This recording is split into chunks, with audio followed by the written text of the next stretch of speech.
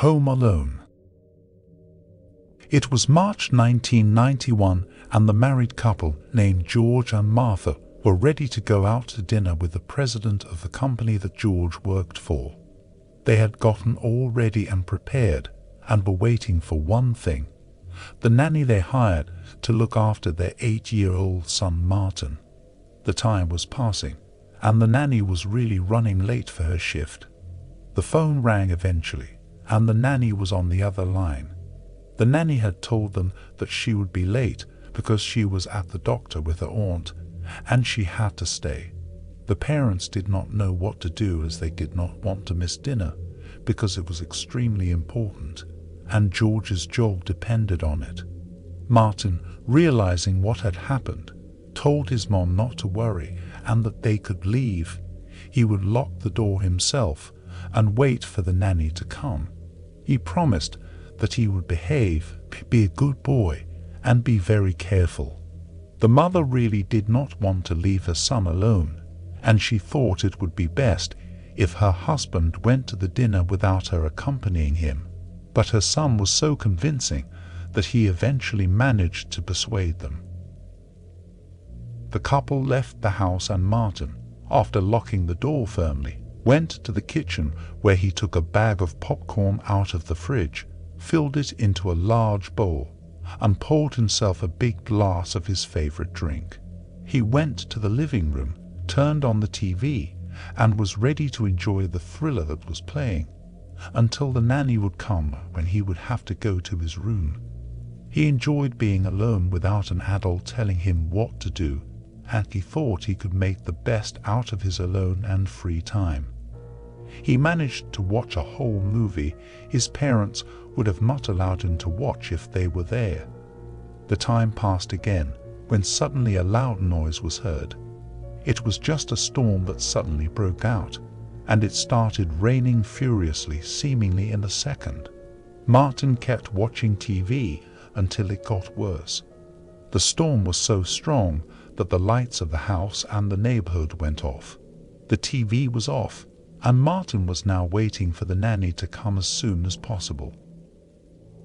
When in the darkness a voice was heard saying, "Hi, do you want us to play? Do you want us to play hide and seek?" Martin was startled. He heard no noise from anyone entering the house, and the door was well locked, and the windows were closed. The voice was childish and of a little girl. It was heard more loudly this time. "Do you want to play? Do you want to play? Do you want to play?" Martin panicked.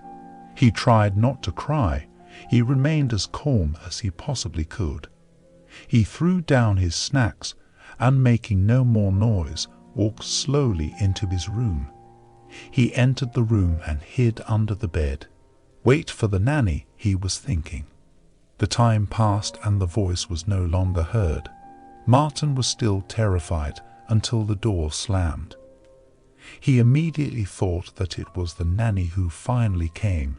He got out of bed, opened the door slowly, and went to the front door.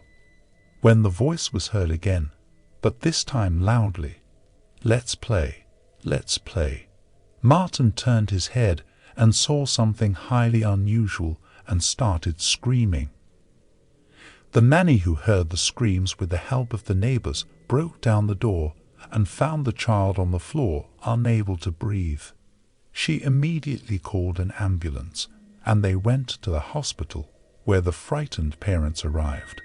Days later, after doctors tried to see what frightened the child so much, Martin uttered only one phrase from his mouth: "She has no face. She has no face." Martin did not speak again, and 2 years later he was under medical treatment by doctors and psychologists. The parents never found out what had happened. Only 8 months later, many in the surrounding area started speculating about an old, abandoned factory. The story goes that in 1950 some children had secretly entered to play hide and seek.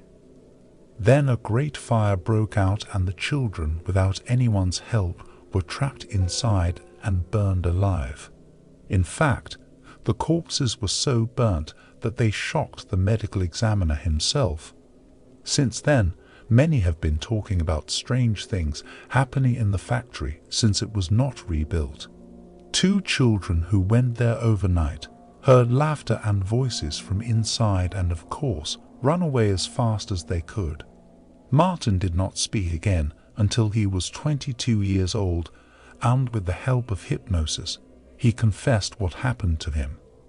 The details are yet unknown and a complete mystery to us. What exactly happened to this boy that made him practically mute for almost 2 decades to come? Who was that mysterious child? Was she one of the burned factory's poor victims? More importantly, is she still around?